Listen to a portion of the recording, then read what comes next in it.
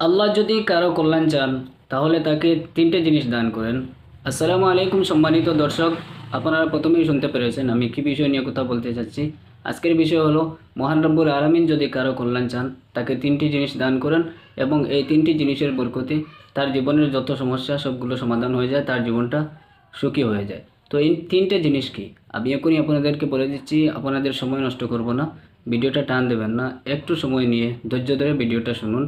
এর মধ্যে সর্বপ্রথম জিনিসটা হলো আল্লাহ পাক যখন কারো কোনো কল্যাণ চান তখন তাকে দিনের সঠিক বোঝ দান করেন। এই হলো প্রথম নাম্বার ওয়ান। দ্বিতীয় হলো আল্লাহ পাক যার কল্যাণ চান তাকে নম্রতা দান করেন, যেমন তিনি ভদ্র এবং নম্র একজন ব্যক্তি হন। আপনারা সবাই জানেন, আমিও জানি যে আমাদের নবী করিম সাল্লাল্লাহু আলাইহি সাল্লাম অনেক নম্র এবং ভদ্র ছিলেন। এবং তিন নম্বর হলো আল্লাহ পাক যার কল্যাণ চান তার সন্তানদেরকে বিভিন্ন ধরনের বিপদে ফেলে দিন। এই তিনটা বিষয় যদি কোনো ব্যক্তির জীবনে আসে তাহলে চক্ষু বন্ধ করে বুঝে নেবেন যে আল্লাহ পাক আপনার কল্যাণ চান। এ সময় মন না ভেঙে আল্লাহ পাকের কাছে আশ্রয় চান। অবশ্যই আল্লাহ পাক আপনার কল্যাণের জন্য এই তিনটি বিষয় আপনাকে দান করেছেন, তাই আল্লাহ পাকের শুকরিয়া আদায় করুন। যত বেশি সম্ভব আল্লাহ পাকের কাছে দোয়া করুন। আজকের মতো এখানেই রইল। সবাই ভালো থাকবেন। আসসালামু আলাইকুম।